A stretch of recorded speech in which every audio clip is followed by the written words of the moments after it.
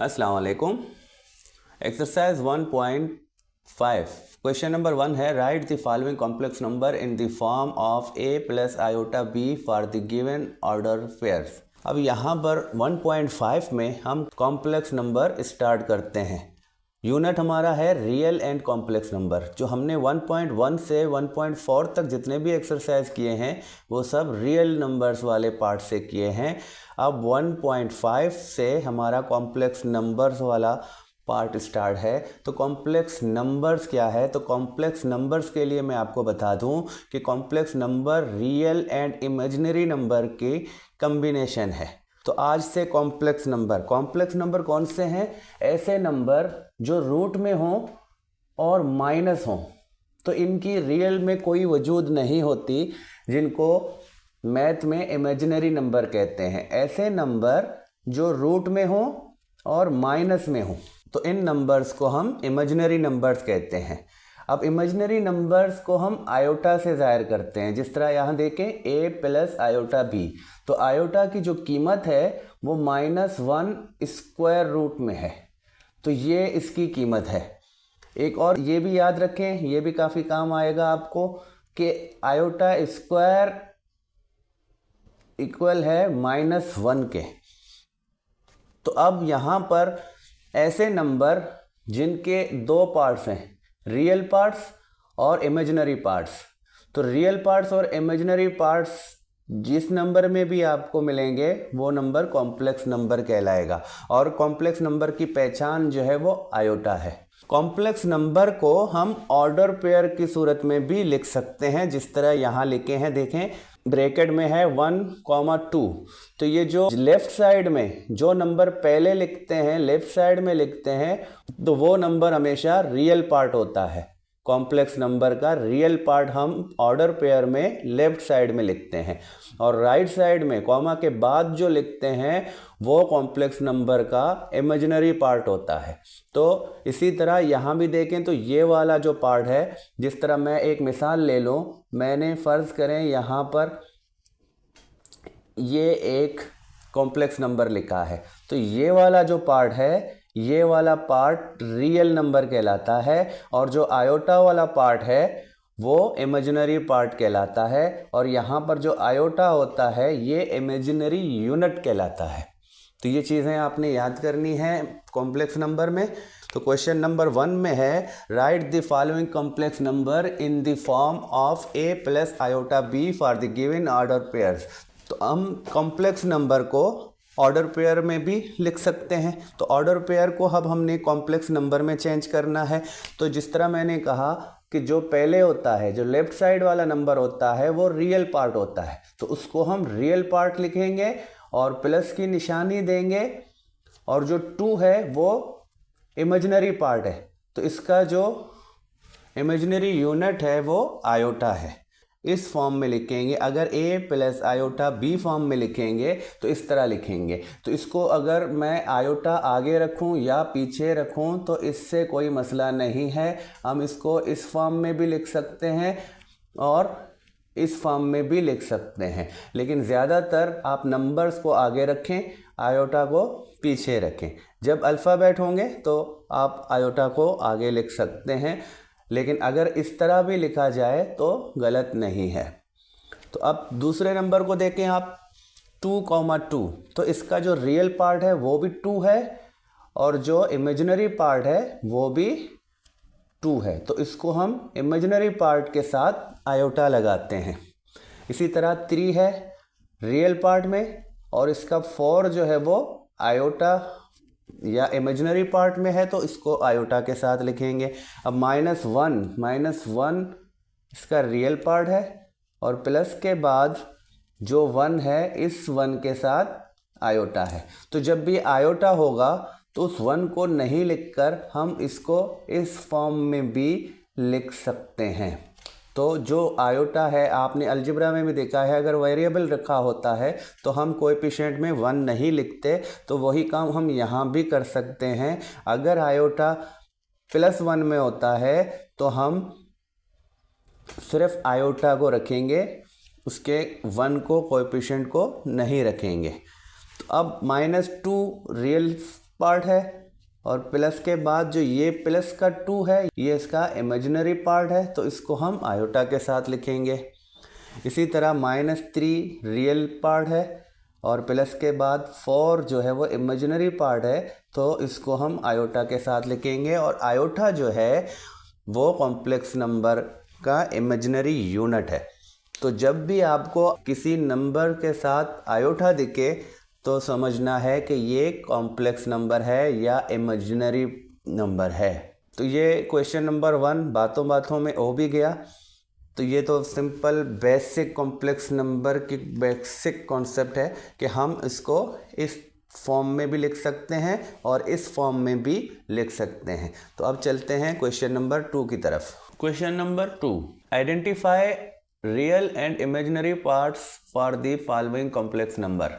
जिस तरह question number 1 में ही मैंने आपको सारा कुछ समझा दिया था, अब क्वेश्चन नंबर 2 में कॉम्प्लेक्स नंबर दिए हुए हैं जिनका हमने रियल पार्ट्स और इमेजिनरी पार्ट्स की पहचान करनी है। तो बहुत ही इजी है। अब देखें पहला नंबर 1 + 2 आयोटा। तो क्वेश्चन नंबर 1 में ही मैंने समझाया था जिस नंबर के साथ आयोटा होगा वो इमेजिनरी पार्ट होगा। तो जो 1 है वो रियल नंबर है, वो रियल पार्ट है, और जो 2 आयोटा है वो इमेजिनरी पार्ट है। तो इसी तरह यहाँ देखें इसने आगे लिखा है 9 आयोटा। तो आगे या पीछे लिखने से फर्क नहीं पड़ता, आयोटा जिसके साथ है वो इमेजिनरी पार्ट है। तो ये जो प्लस का 4 है ये रियल पार्ट है और 9 आयोटा जो है वो इमेजिनरी पार्ट है। ये ऑर्डर पेयर में लिखा है। तो क्वेश्चन नंबर 1 में ही आपने देखा कि कॉम्प्लेक्स नंबर को हम आयोटा फॉर्म में भी लिख सकते हैं और ऑर्डर पेयर में भी लिख सकते हैं। तो ऑर्डर पेयर में जो पहले होता है, जो लेफ्ट साइड वाला नंबर होता है वो रियल नंबर होता है और जो बाद में लिखा होता है वो इमेजिनरी पार्ट होता है। तो इसके साथ मैंने आयोटा भी लगा दिया ताकि इमेजिनरी पार्ट्स।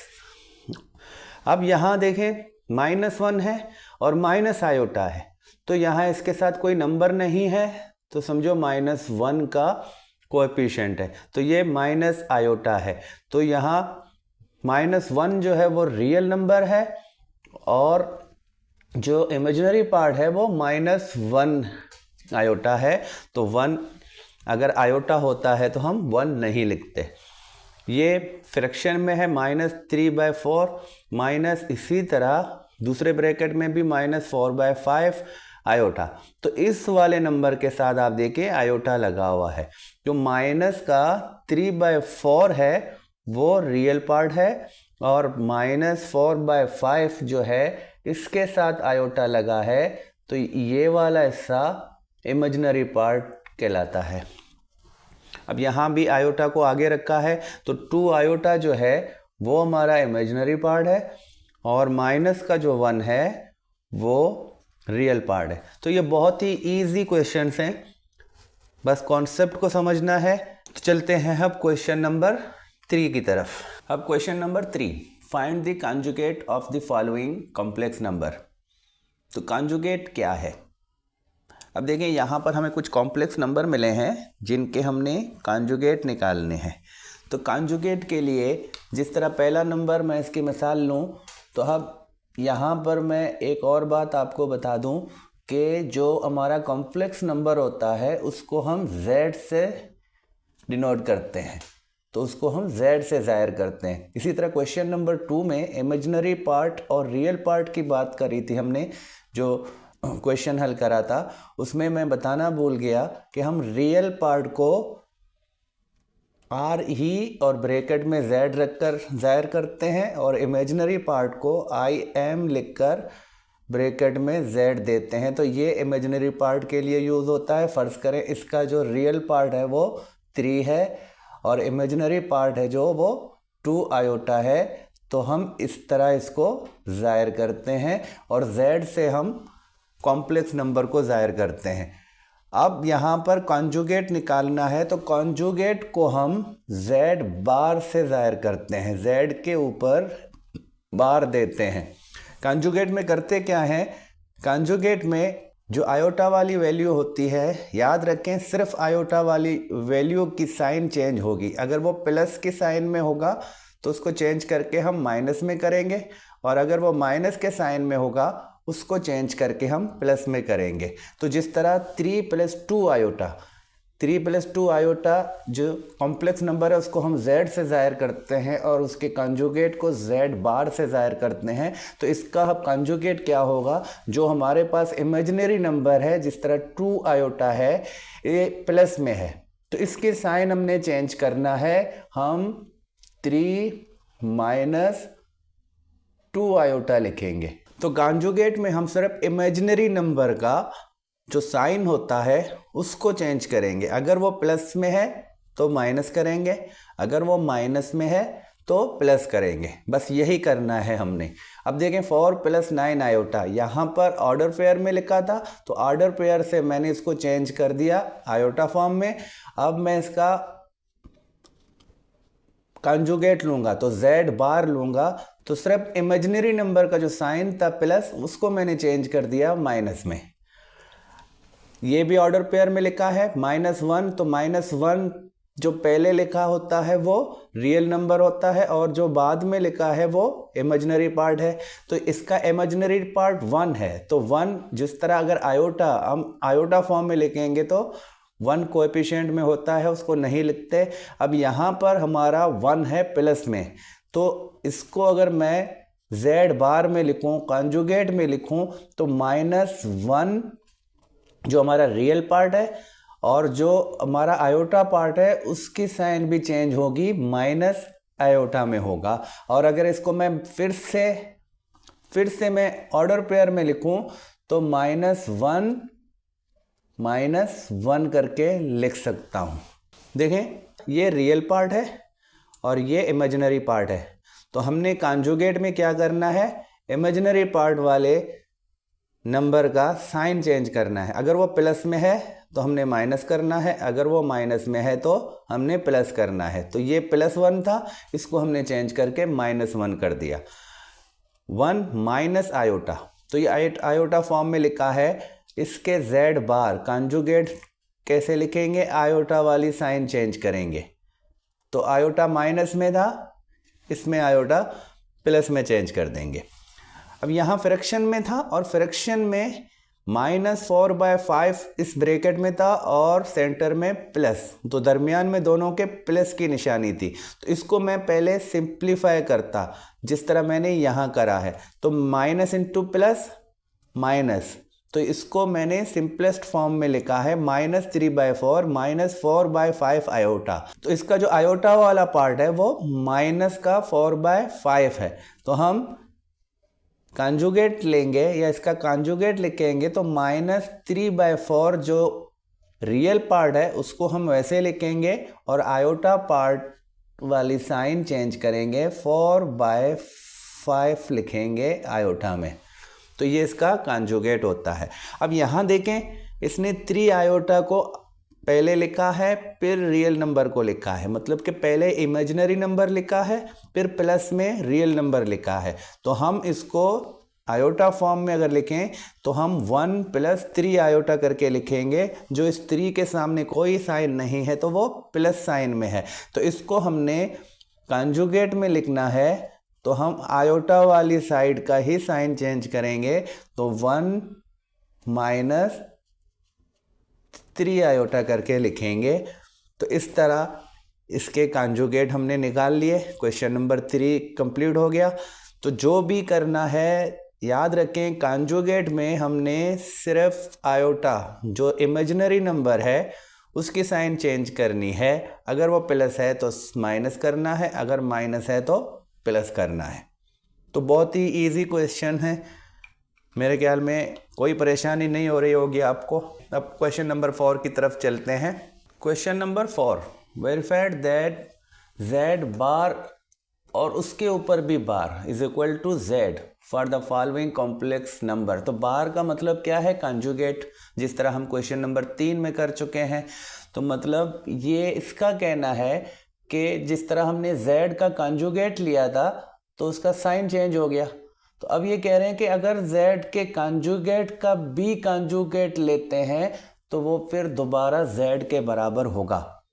तो जिस तरह मतलब कि इसका डबल कॉन्जुगेट करना है, तो एक दफ़ा हम जो z मिला है उस z का कॉन्जुगेट लेना है और फिर उस कॉन्जुगेट जो z के कॉन्जुगेट z बार है तो उसका दोबारा से कॉन्जुगेट लेंगे तो वो z के बराबर होगा। तो मतलब कि यहाँ से हम कॉन्जुगेट लेंगे, इस कॉलम में रखेंगे, इसी तरह फिर इस कॉलम वाले का कॉन्जुगेट लेंगे, इस कॉलम में रखेंगे, तो ये वाले कॉलम और इस वाले कॉलम में दोनों सेम नंबर्स होंगे या सेम वैल्यू होगी।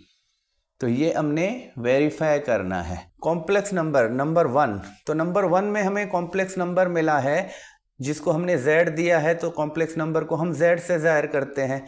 तो z में है 4/7 + 9/10 आयोटा। तो ये एक कॉम्प्लेक्स नंबर है जो फ्रैक्शन में है।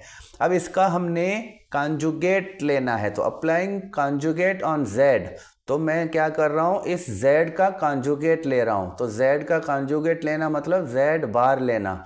तो z बार में क्या होगा, इस तरह हमने क्वेश्चन नंबर 3 में करा था, हम आयोटा वाले इमेजिनरी पार्ट वाले नंबर की साइन चेंज करेंगे। अब यहाँ पर इमेजिनरी पार्ट कौन सा है, 9/10 आयोटा, तो ये इमेजिनरी पार्ट है, ये प्लस में है, तो हम इसकी साइन चेंज कर देंगे 4/5 माइनस, अब साइन चेंज करके हम 9/10 आयोटा लिखेंगे। अब देखें ये z है और ये z बार है, तो z बार का मतलब कि z पर कॉन्जुगेट अप्लाई करना।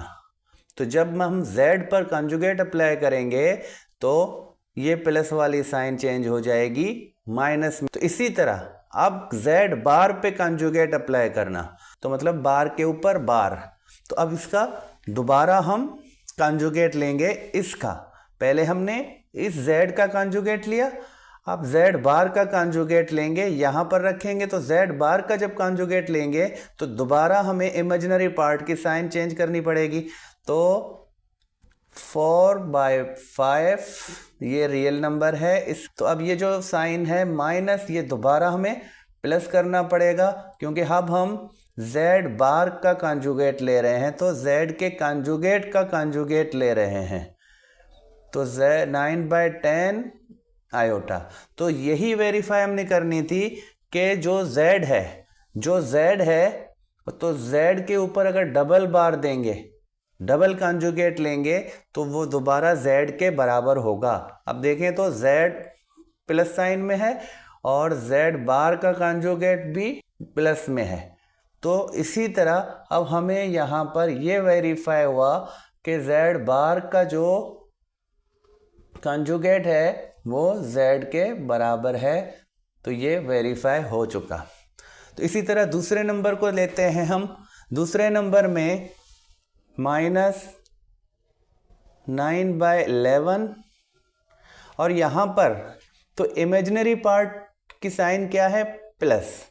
तो अब इमेजिनरी पार्ट की साइन चेंज करनी है क्योंकि हम कॉन्जुगेट ले रहे हैं z का, तो हम ये साइन चेंज करेंगे, माइनस कर देंगे और 10/9 आयोटा लिखेंगे। तो ये साइन हमने चेंज करा, हमने z का z बार ले लिया, तो z बार मतलब कॉन्जुगेट लेना। अब कॉन्जुगेट का भी हम कॉन्जुगेट लेंगे, तो दोबारा हम कॉन्जुगेट का कॉन्जुगेट लेंगे तो वो z के इक्वल होगा।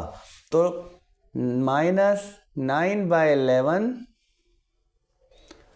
तो अब ये साइन दोबारा चेंज होगी क्योंकि अब ये z बार का कॉन्जुगेट ले रहे हैं, तो कॉन्जुगेट में हम क्या करते हैं, इमेजिनरी पार्ट वाली साइन चेंज करते हैं। तो z/9, तो इसी तरह ये भी प्रूफ हो गया।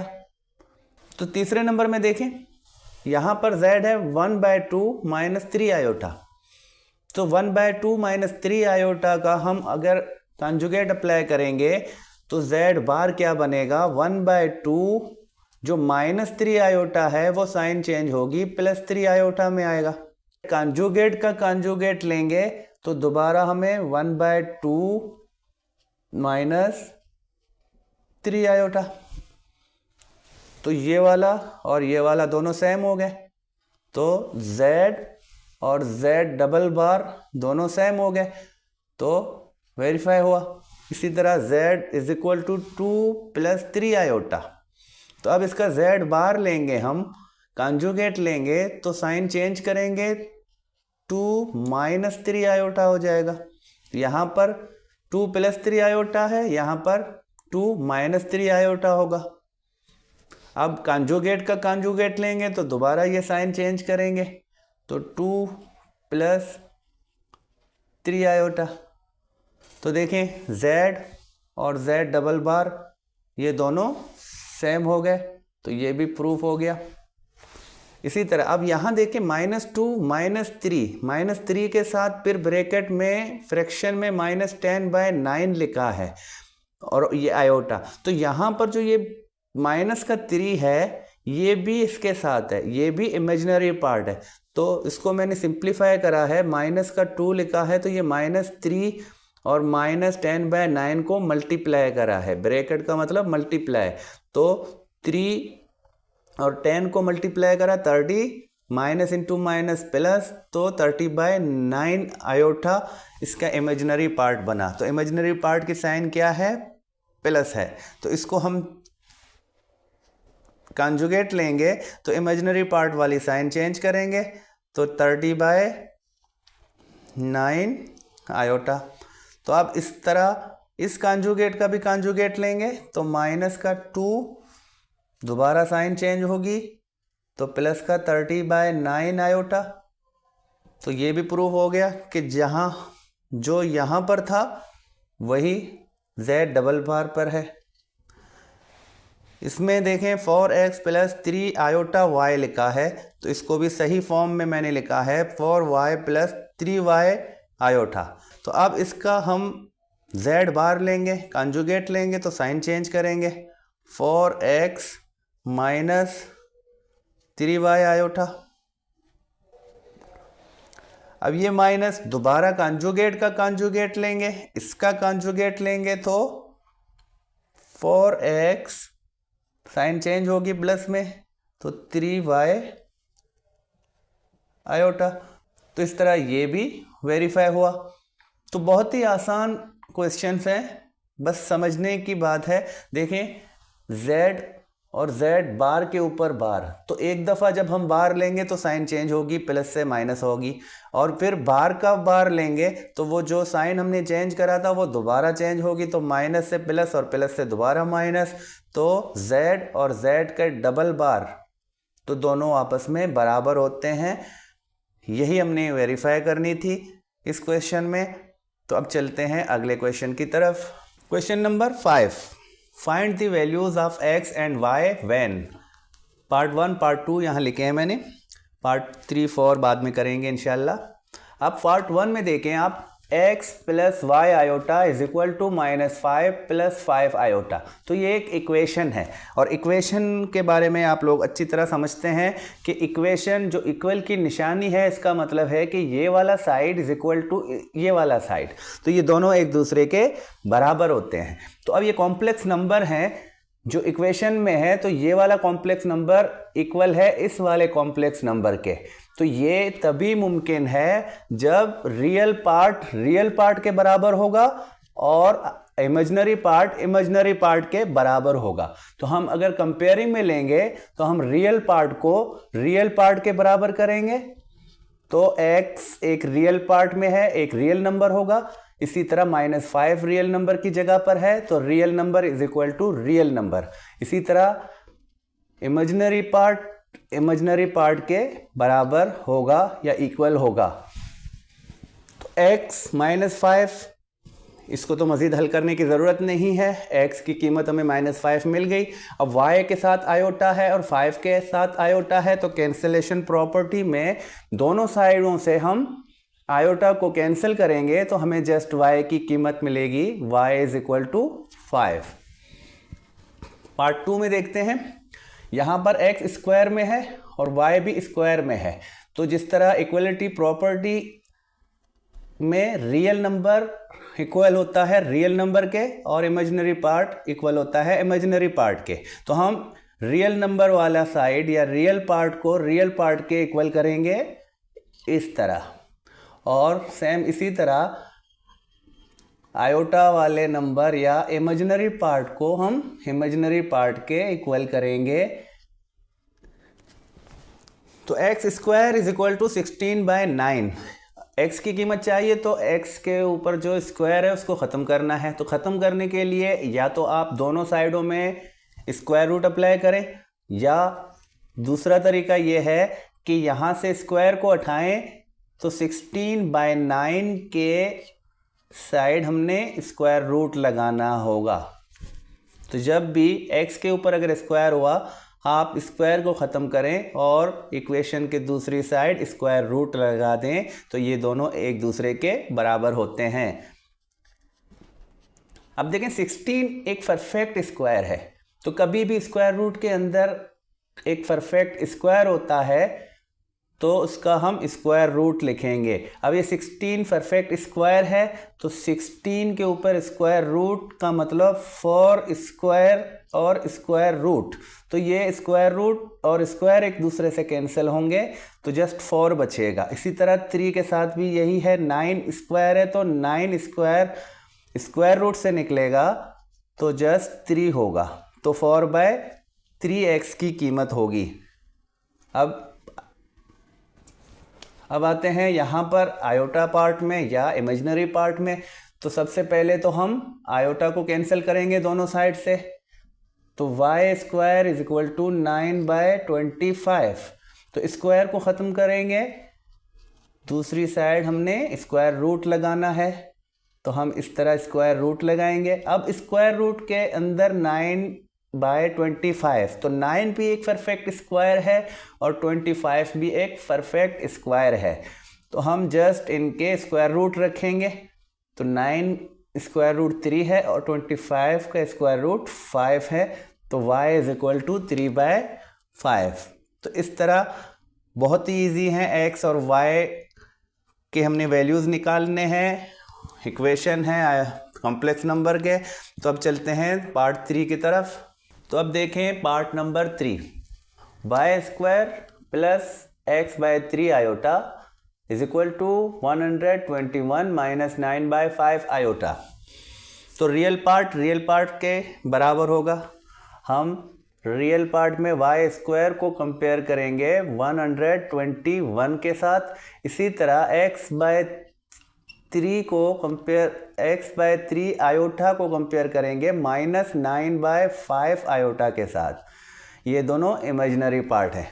तो y स्क्वायर, अगर स्क्वायर को हम ख़त्म करें तो 121 के साइड स्क्वायर रूट आएगा।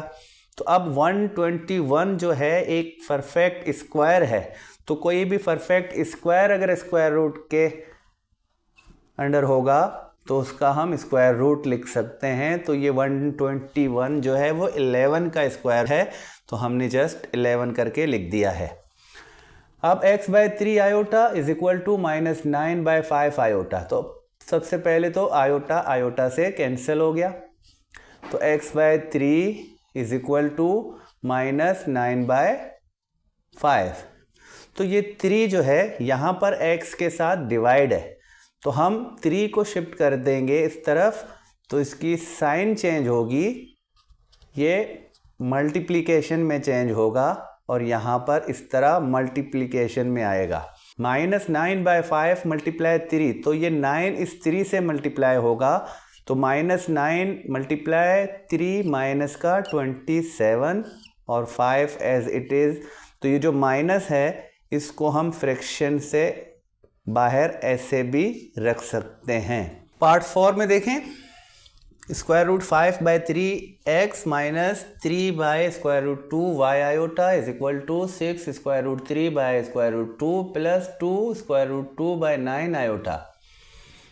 तो जिस तरह रियल नंबर को रियल नंबर से कंपेयर करते हैं हम, square root 5/3x is equal to ये वाला रियल नंबर 6√3 बाय रूट 2 और हम -3√2 y आयोटा को इक्वल करेंगे 2√2 बाय 9 आयोटा के साथ।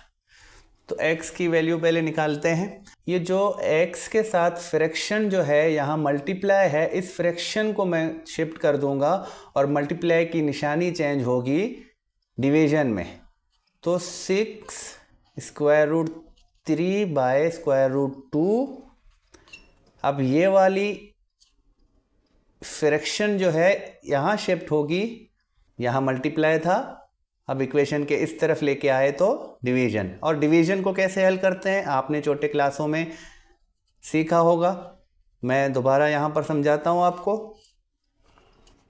मैं डिवीजन की निशानी को चेंज करूँगा मल्टीप्लिकेशन में, और यहाँ पर जो डिनोमिनेटर होगा उसको नोमिनेटर में, और जो नोमिनेटर होगा उसको डिनोमिनेटर में लिखूँगा इस तरह। हम डिवीजन की निशानी चेंज करके मल्टीप्लाई करते हैं और यहाँ पर डिनोमिनेटर वाले को नोमिनेटर की जगह और नोमिनेटर को डिनोमिनेटर की जगह लिख देंगे। अब मज़ीद इसको हल करेंगे तो ये वाली रकम इसके साथ मल्टीप्लाई है और ये वाली इसके साथ मल्टीप्लाई है। तो यहाँ देखें 6√3 है, तो ये √3 इसके साथ मल्टीप्लाई नहीं है, तो यहाँ पर सिर्फ जो वोल नंबर है वो वोल नंबर के साथ ही मल्टीप्लाई होगा। तो 6 × 3 = 18 और √3 जो है इनके साथ ऐसे ही रखेंगे। तो 2 भी रूट में है और 5 भी रूट में है, दोनों स्क्वायर रूट में है, तो इन दोनों को हम सेम स्क्वायर रूट में भी इस तरह करके लिख सकते हैं। और इनको मज़ीद हल करेंगे तो मल्टीप्लाई करने से रूट के अंदर 10 आएगा। तो ये इस तरह x की कीमत होगी 18√3 बाय √10। अब चलते हैं इमेजिनरी पार्ट की तरफ। तो यहाँ भी देखें, आयोटा को हम आयोटा से कैंसिल करेंगे तो -3 बाय √2 और 2 √2 बाय 9। अब सेम यहाँ पर y लिखता हूँ। अब सेम यही काम करेंगे, जिस तरह यहाँ पर फ्रैक्शन था उसको चेंज कर दिया दूसरी साइड, तो यहाँ भी हम y को यहीं रख देंगे और ये जो -3 बाय √2 है इसको यहाँ से शिफ्ट कर देंगे, तो डिवीजन में चेंज होगा दूसरी साइड जाकर। तो डिवाइड -3 बाय √2। अब डिवीजन की निशानी चेंज करते हैं, मल्टीप्लिकेशन में, और इसको उलट देते हैं। जो भी डिनोमिनेटर है वो नोमिनेटर, और नोमिनेटर को हम डिनोमिनेटर में चेंज करेंगे इस तरह। तो यहाँ देखें सेम वही 6 को हमने 3 के साथ करा था, लेकिन यहाँ पर वोल नंबर नहीं है, तो वोल नंबर नहीं होना मतलब के 1 है।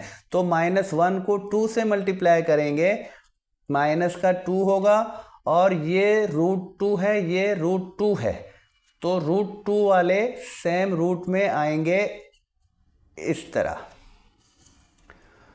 और 9 और 3 को मल्टीप्लाई करें तो 27।